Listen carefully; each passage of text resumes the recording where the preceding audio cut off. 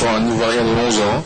Il s'est campé devant nous et il nous a dit, mais c'est vrai, pourquoi la France voulait détruire le pays? Et souvent les enfants disent des choses que les adultes n'osent pas dire comme ça brutalement. Vous pensez vraiment que la France veut détruire la Côte d'Ivoire?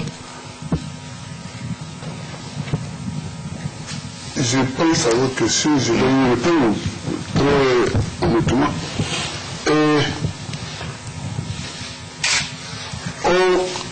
Je crois que certains dirigeants français veulent à la tête de la Côte d'Ivoire le président que eux souhaitent. C'est plutôt comme ça qu'il faut poser les problèmes. Mais c'est pas comme ça que ça se passe dans le monde. Voilà. On ne dira jamais l'Afrique a émergé si on pense ça tout le temps de chaque pays africain. Voilà. Je ne pense que des dirigeants de certains pays développés souhaitent avoir leur dirigeant à la tête de certains pays moins forts, quoi, moins développés. C'est pour ça que moi j'ai laissé la chose. Quand vous dites certains dirigeants, vous voulez dire les dirigeants actuels de la France?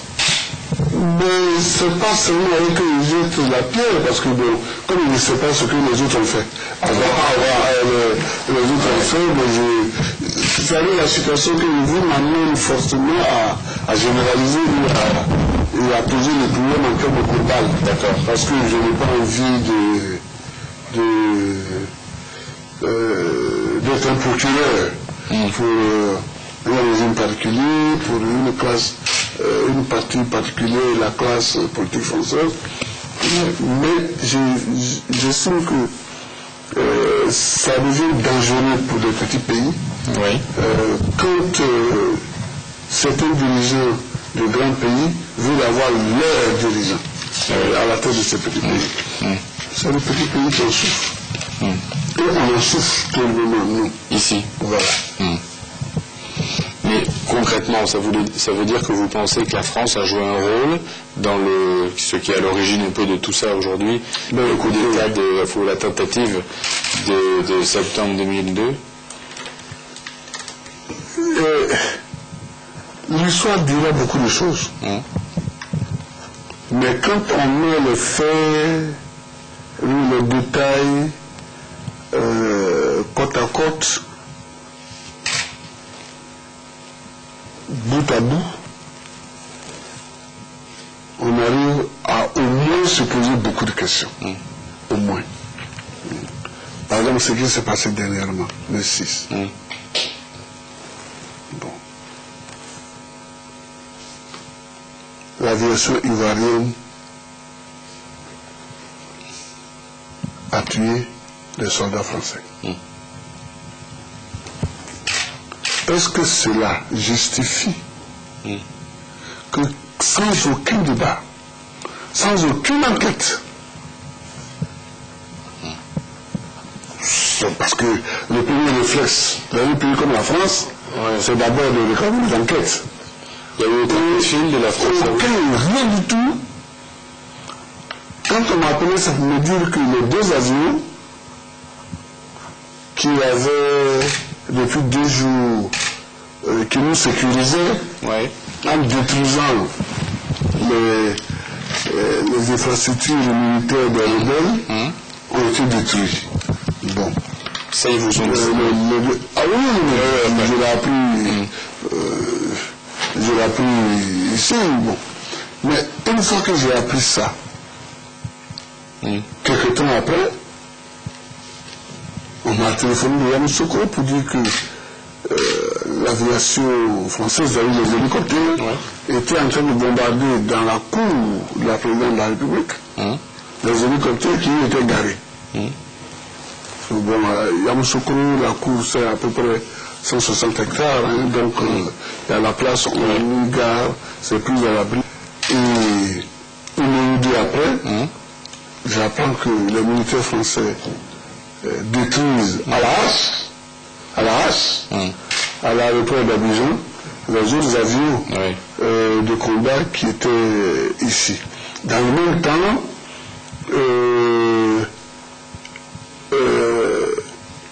les militaires français occupent les deux ponts qui relient les deux parties de la ville d'Abidjan, occupent l'aéroport. Enfin, des actes, si ce n'est pas une agression, ça y ressemble beaucoup. Hein, ça y ressemble. Mais là, vous êtes en contact avec Paris à ce moment-là? Il y a quelque chose où...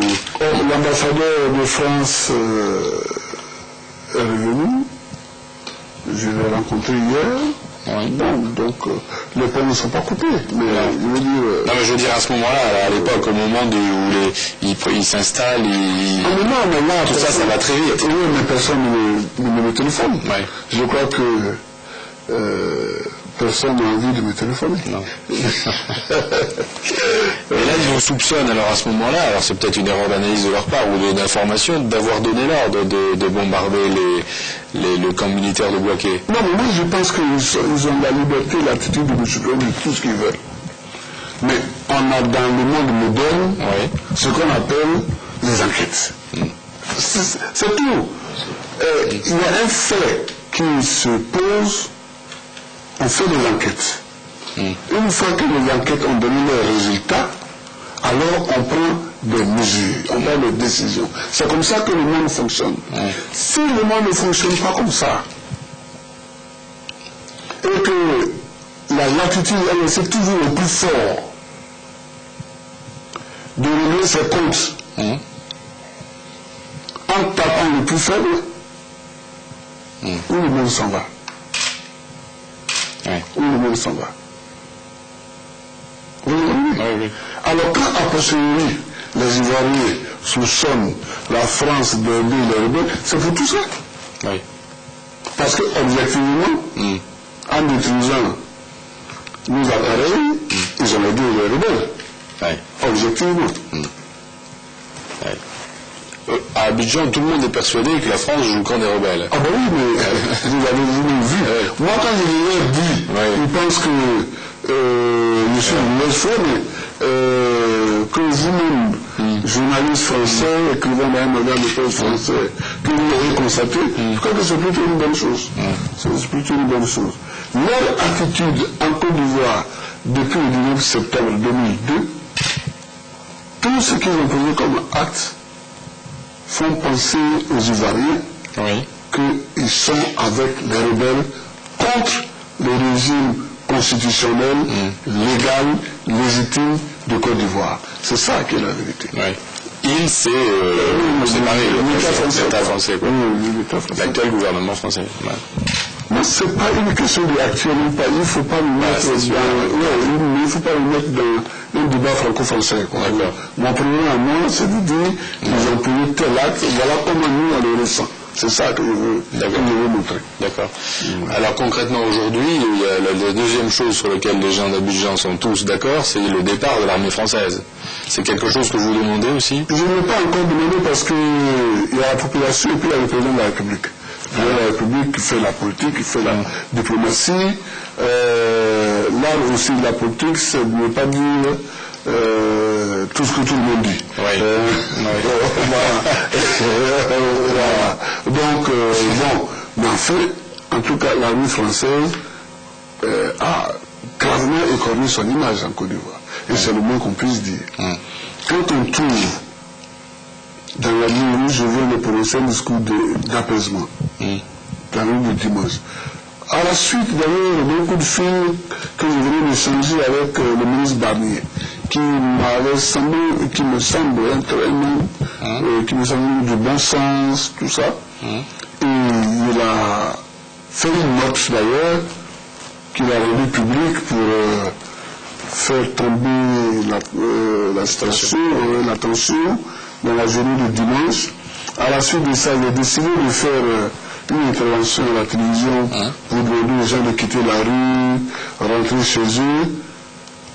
J'ai à peine fini mon texte, on trouve une trentaine de blindés français devant ma porte. Et vous avez... on explique qu'ils se sont trompés de route. Moi, je veux bien croire. Les Ivoiriens ne croient pas du tout qu'ils sont trompés de route. Ouais. Mais sur le coup, vous avez cru qu'il y avait un coup d'État orchestré par les Français? Je ne sais même pas, parce que si même on doit avoir un coup d'État, il doit ne savait pas de le faire. On n'est pas en France ici. Oui, imaginez-vous, c'est pas...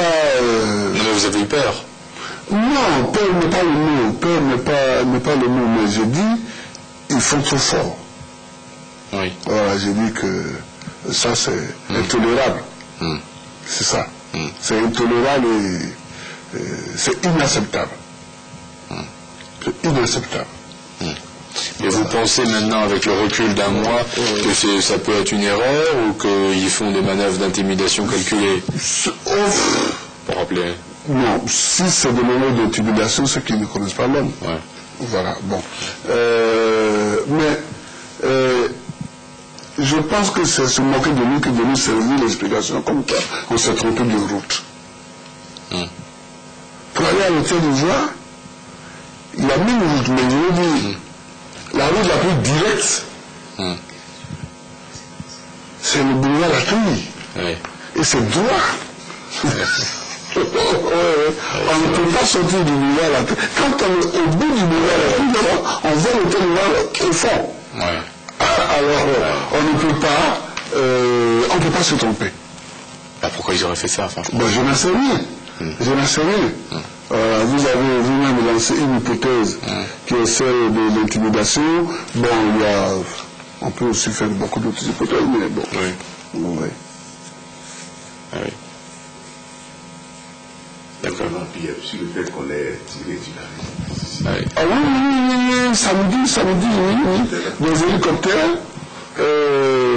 non pas seulement tiré sur les ponts où il y avait des manifestants, mais ici, sur la résidence ici aussi. Là, tout ça, ça rime à quoi? Ça rime à quoi? L'armée française n'est pas électeur dans nos élections, en fait. Elle n'est pas électeur. Oui, c'est pas elle qui choisit. Alors, un mois après maintenant, vous avez des premiers résultats de la commission d'enquête, justement, que vous avez lancé sur... il n'y a pas encore de commission d'enquête. Non. Un mois après, le résultat, c'est que le procureur militaire n'a toujours pas été obtenu par l'armée française à rentrer sur le site bombardé. Et ça, je pense quand même que c'est un scandale. Le procureur militaire d'ici? De Côte d'Ivoire. Pour rentrer dans quel site? Le site qui a été bombardé à Boaké. Ah oui, d'accord, ok. Et il y a eu des soldats français morts. Le procureur militaire de Côte d'Ivoire? Oui, à qui moi j'ai confié, c'est à lui que je peux confier la charge de l'enquête. Les Français ne veulent pas qu'il rentre sur ce site-là. Il a eu un refus? Oui, mais vous pouvez l'interroger avant de partir. Est-ce qu'il est là? Est-ce qu'il est là? Je pense qu'il est là. Parce qu'il était parti au niveau de Afrique du Sud. Non, mais si vous dites, c'est... Oui, mais mieux vaut que vous vérifiez. Alors, ma famille, vous pouvez m'appeler en ce que si, là, le procureur militaire, là. Hein? Voilà. Ah oui, il a subi un refus. Un refus. À plusieurs reprises, pas une seule fois, mais plusieurs. Et sur l'hôtel Ivoire, sur ce qui s'est passé, vous aviez lancé une commission d'enquête? Ah oui, mais lui, il a enquêté là, il a commencé à enquêter. Mais je pense que l'attitude même est une attitude scandaleuse. Je vous assure que je me suis cru à Prague en 68. C'est-à-dire, il y a dans le giron de Moscou, il y avait un État dont les chefs ne marchaient pas droit comme les autres. On a envoyé des tas de blindés faire un tour. Alors, c'est la même chose. Dans le giron français, il y a un État qui ne marche pas comme les autres qui marchent, on envoie des blindés faire un tour. Mais je ne peux pas accepter cela. Et l'Afrique ne peut pas accepter ça longtemps. Je ne peux pas accepter ça. Mais quand vous dites ça ne marche pas comme ils veulent, comment ça ne marche pas? Mais je ne sais rien, vous savez qu'il faut demander. Enfin, il veut dire que les blindés ne se prennent pas dans d'autres capitales. que je ne m'aimerais pas, mais c'est ici que se ferait le gouvernement français. Alors donc, je suppose que c'est parce que ça ne marche pas comme il veut. Mais on ne le demande pas. Mais vous avez une conversation avec Jacques Chirac depuis? Mais non. Non. Mais non. Bon, alors ça a eu une conséquence, tout ça, c'est qu'il y a à peu près 8000 Français, surtout des familles, des enfants, tout ça, qui vivaient là, certains pour longtemps, depuis longtemps, sont partis dans des conditions pas très marrantes pour elles. Bon. Ça, c'est une conséquence aussi pour votre pays. Mais oui. Qu'est-ce qu'il faut dire à ces gens? Ah non, mais moi, les gens, je leur dis de revenir, mais le problème n'est pas là.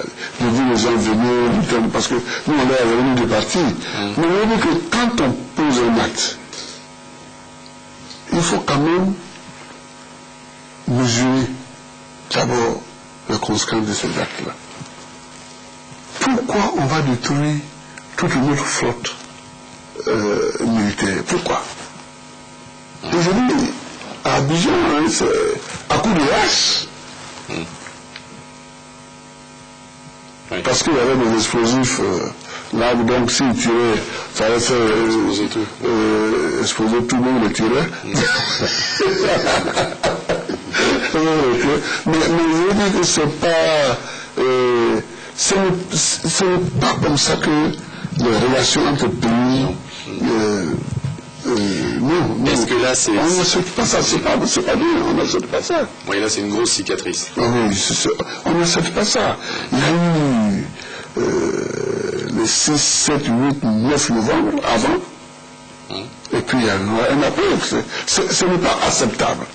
Ce n'est pas acceptable.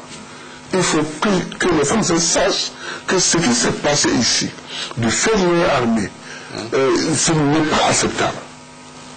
Ce n'est pas acceptable. Alors, vous avez vu, bon, je ne l'ai pas lu, mais il y a eu une interview du général Poncet là, dans un journal ce matin, qui disait que, au contraire, c'était l'armée française qui avait été agressée par les pillards, tout ça, etc. Je ne sais pas s'ils citent les patriotes, mais enfin, ils vivent la chose à l'inverse, hein, en disant qu'ils ont été quasiment attaqués. Écoutez, je ne vais pas répondre à cela. Donc, passons à autre chose. D'accord. Bon, et sur les Français qui étaient là depuis longtemps, certains étaient franco-ivoiriens d'ailleurs, ça, ce retour, vous leur dites quand même qu'ils... Non, mais il y a beaucoup, la plupart sont déjà revenus. Hein. Ne vous n'aurez pas, hein, vous pouvez les chercher. Puis il y en a qui sont jamais partis. Bon, parce que dans les situations comme ça, les gens sont émotifs et ils ont peur. Sinon, il y en a qui sont jamais partis, mais arriver. Non, mais c'est surtout les enfants quoi, qui sont pas partis à cause des écoles. Oui, mais ça c'est regrettable, mais c'est comme ça. Quoi. C'est... Oui, bon. Oui. Bon, et alors demain, il y a ou ce soir, il y a une décision de l'ONU. Qu'est-ce qu'ils vont décider, à votre avis? Ben, je n'en sais rien. Je ne suis pas membre de l'ONU. Je ne suis pas membre du Conseil de sécurité. Mais il y a les bruits qui courent sur une liste de personnalités ivoiriennes qui seraient mises un peu à l'index, quoi. Le rôle de bruit, c'est de courir. Il faut les laisser courir. Voilà. Le rôle des hommes, c'est d'agir sur les faits. Le rôle de bruit, c'est de courir. Il faut les laisser courir. Bon. Et avec les rebelles du Nord, alors quelle est la prochaine étape maintenant? Mais j'aime bien comme vous les appelez, les rebelles du Nord. Parce que ça, c'est déjà une désignation qui les condamne. Et parce que si les gens font une rébellion pour des causes régionalistes, ils sont condamnés à l'avance. Voilà. Donc, c'est pas moi qui vous ai mis le mot à la bouche, mais c'est vous. Mais je dis que je dois avoir une attitude pour que plus jamais il y ait une rébellion ici. Ah oui. Voilà, c'est ça mon problème. Et pour que plus jamais il y ait une rébellion en Afrique. Vous comprenez? Oui. C'est ça. C'est-à-dire, il faut montrer que la rébellion est une impasse. Et que dans le monde d'aujourd'hui, on gagne le pouvoir par des élections. et que celui qui ne veut pas cela est perdu. C'est ça qu'il veut montrer.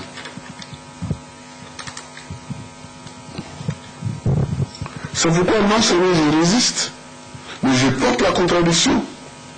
Et j'estime que tous ceux qui donnent une quelconque justification à la rébellion a tort. C'est ça. Donc c'était un piège de négocier au début. Oui, mais moi j'ai jamais négocié avec eux. À Marcoussis, c'était quand même une forme de négociation. Oui, Marcoussis, je n'étais pas à Marcoussis, moi. L'État ivoirien n'était pas à Marcoussis. Voilà. L'État ivoirien était à Lomé pour négocier avec eux, mais sur une base claire. La restauration de la légalité constitutionnelle. Après, il y a eu Marcoussis, qui est une catastrophe. Mais je ne dirais pas aujourd'hui pourquoi c'est une catastrophe. Il faut qu'on en sorte d'abord. Et après, je dirais pourquoi c'est une catastrophe. Pourquoi vous ne voulez pas dire aujourd'hui? Non, parce que le temps de parler de Marcoussis n'est pas encore venu. On ne dit pas toutes les choses n'importe quand. Voilà. Mais comment sortir de Marcoussis maintenant? Ben, je ne cherche pas à sortir de Marcoussis. J'applique Marcoussis. Je dis que Marcoussis est un mauvais texte. Mais je l'applique pour que les gens sachent que je n'ai pas peur d'appliquer ce texte. Donc je l'applique. Le peuple fait sa part, moi je fais ma part, et puis les rebelles devront faire leur part un jour quand même. Il faudra qu'un jour on leur demander. Jusqu'à présent, la seule part qu'ils ont faite, c'est d'accepter d'être ministre. C'est plutôt confortable ça. Ils n'ont rien fait d'autre que d'accepter d'être ministre. Ils n'ont rien fait d'autre. Ils n'ont pas des armées, c'est tout ça. Ah oui, mais je dis qu'ils n'ont rien fait d'autre. Parce que la seule chose qu'on a donnée, c'est justement les désarmer. Ils n'ont rien fait d'autre. Mais il y a une prochaine étape. Alors moi, je ne sais rien demander aux négociateurs. Attendez, mais qui? Mais moi, je fais ce qu'on me dit de faire, mais je dis à tous ceux qui m'écoutent que les rebelles, le vote de loi qu'on nous a demandé de faire passer, mais ce n'est pas leur problème, ça. Ce n'est pas leur problème. Je ne crois pas du tout que quand nous aurons voté ces lois, ils déposeront les armes. Mais je le fais parce que la communauté internationale est tellement braquée que je le fais pour qu'elle comprenne que quand quelqu'un est devenu rebelle, les raisonnements qu'on fait assis tranquillement dans des bureaux, une pure, ça n'a plus rien à voir avec lui, son raisonnement. Parce que le temps passe, les mois passent, mais on a une idée de la situation sanitaire des populations qui habitent dans le Nord. On a une idée, c'est la catastrophe. La catastrophe. Mais pas seulement la situation sanitaire, la situation de pauvreté, c'est la catastrophe. Parce qu'il y a des écoles où ça ne tourne plus du tout les écoles. J'avais fait repartir les écoles. Mais là, avec les bagarres entre les factions rebelles, au nord, les gens fuient, les enseignants ont fui, sont venus ici. Et donc les enseignants sont revenus? Ils sont revenus. Donc bon, on attend de les faire repartir. Voilà. Donc c'est vraiment, au-delà du partage politique, un pays à deux vitesses complètes. Mais c'est la catastrophe là-bas, c'est pas... Mais on peut vite se ressaisir, on peut vite... mais c'est la catastrophe là-bas, c'est la catastrophe, c'est une zone où il n'y a plus de loi, il n'y a pas de loi, il n'y a pas de... Et comment ils vont faire pour la monnaie le 1er janvier? Comment ils vont faire pour l'argent, parce que les billets seront plus bons là. Ah oui, mais ça c'est le problème de la Banque centrale. On a discuté avec les militaires de l'ONUCI qui accompagnent les gens de la Banque centrale pour échanger les billets. Voilà, on est tombé d'accord sur ça. Ah, d'accord. Voilà. Et la prochaine échéance politique, alors de votre côté, sur qu'est-ce que ça va être? Quand est-ce que vous voyez les élections? En octobre 2005. Oui. Vous pensez que c'est tenable le calendrier? Oui, le calendrier est tenable. D'accord. Vous avez aidé il y a eu négociations pour les libérations des 2 otages journalistes en Irak. Où est-ce que ça en est? Vous avez... Moi, je sais pas. En France, les gens se sont beaucoup excités sur cette affaire. Oui. Mais moi qui ne me concerne pas. Hein. Moi, M. Julia, je ne le connais pas, personnellement. Ah oui? Ah oui, dans son groupe, il y avait un monsieur que je connais qui est mon ami. Oui. Et qui m'a dit qu'il avait des tuyaux avec certains députés, UMP, tout ça, et qu'il pouvait faire libérer les otages français. Mais l'État français ne pouvait pas mettre à leur disposition les éléments pour voyager parce que officiellement, c'est le Quai d'Orsay qui mène les négociations. Mais bon, contre leur des voies parallèles. Donc ils m'ont demandé un avion que je vais prêter. Mais c'est tout. C'est tout. Alors j'ai été ahuri de voir oui, il y a une polémique. Bon, enfin, c'est la France. Hein, ouais. C'est la France.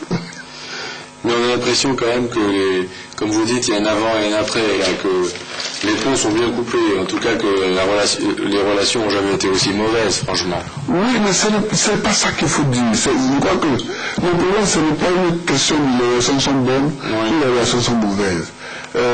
C'est pourquoi, quand vous posez des questions sur ce que dit le général Possé, je ne réponds pas parce que le problème n'est pas de savoir s'il s'est senti agressé, blessé, il nous a agressé. Le problème est que ce que l'armée française a fait ici, c'est intolérable. Oui. Voilà. Ce que l'armée française fait dans un pays indépendant, un pays souverain, cela n'est pas acceptable. C'est ça qu'il faut dire.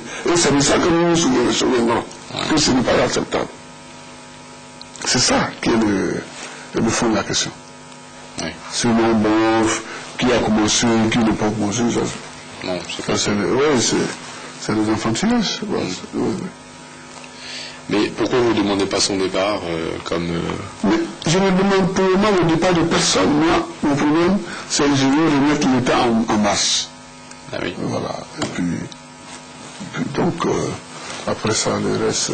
Vous savez, on ne pas comme ça une question du moment où il va un tel. C'est pas dans mes habitudes. S'il y a un problème, il faut le régler. Le problème, c'est de ne pas penser ou pas penser. C'est de savoir est-ce que l'armée française en Côte d'Ivoire a le droit de faire ce qu'elle veut. C'est ça qui est le problème. Oui. Commandé par pensée ou par X, nous, ce n'est pas celui qui la commande qui a notre problème. Ah oui, tout à fait. Voilà. Est-ce que, parce que nous sommes un pays faible, parce que nous sommes un pays pauvre, et que nous avons eu besoin d'appeler ceux qui, normalement, sans nous alliés, devraient l'être, pour nous aider à venir à bout d'une rébellion, est-ce qu'une fois venus chez nous, ils ont le droit de faire ce qu'ils veulent contre notre gré? C'est ça qui est le problème qui est posé. Oui. Ce n'est pas un problème de pensée. C'est ça le problème. On est un pays faible. On n'a pas eu le moyen de repousser les rebelles. On les a chassés d'Abidjan, mais on ne les a pas repoussés totalement hors du territoire. On appelle l'armée française pour nous aider. Est-ce qu'elle a le droit, sur ce prétexte-là, de faire ce qu'elle veut? C'est ça. Oui. Parce que si on était en mouvement aux États-Unis ou en Russie, et que même on décide de Russes, je ne sais pas moi, était en mouvement et puis on fait une erreur qu'ils avaient tué 9 ou 10 soldats français, l'armée française n'aurait jamais cette inaction. C'est bien parce que nous sommes faibles. Nous sommes plus petits. Ni avec les Russes, ni avec les Américains, ni avec aucun autre État français et européen. L'armée française ne se serait comportée de cette manière-là. Mais quand vous dites qu'ils se sont comportés comme ça, qu'est-ce qui vous a choqué le plus dans son comportement? Tout venu détruire l'avenir des gens, alors qu'on n'a même pas fait d'enquête, on n'a même rien décidé, aller occuper les 2 ponts de la ville, venir se retrouver avec 30 chars, 30 blindés devant le portail du président de la République, aller à l'hôtel voir à 500 mètres du président avec 120 chars et dire non, c'est parce que nous voulons faire partie de les autres. Tout est choquant. Occuper l'aéroport d'Abidjan, le transformer en grand rôle, tout est choquant. Tout est choquant. Je n'exclus même pas un seul fait. Ceux de blindés qu'on a demandé à qui on a demandé de descendre depuis le nord, ils venaient me tirer sur les gens en partant. Alors tout est choquant. Tout est choquant. Et à un moment donné, vous aviez dit que vous déposeriez une plainte. Je n'ai jamais dit ça. Non, enfin, l'information est venue d'ici comme quoi. Oui, moi je n'ai jamais dit ça. Et c'est pas dans vos intentions? Non, je n'ai pas dit ça. Ah oui. J'ai dit que je n'ai pas encore parlé de plainte. Voilà. Je n'ai pas encore parlé de plainte. D'accord. Mais vous l'envisagez? Je n'en ai pas encore parlé. D'accord. Je n'ai pas encore parlé de plainte. Donc, je comprends quand même un peu français. D'accord, vous n'avez pas encore parlé.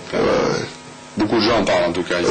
Oui, beaucoup. Mais moi, je n'en ai pas encore parlé. D'accord. Beaucoup de gens en parlent. Pour le moment, c'est moi qui en donne la Côte d'Ivoire. Ouais.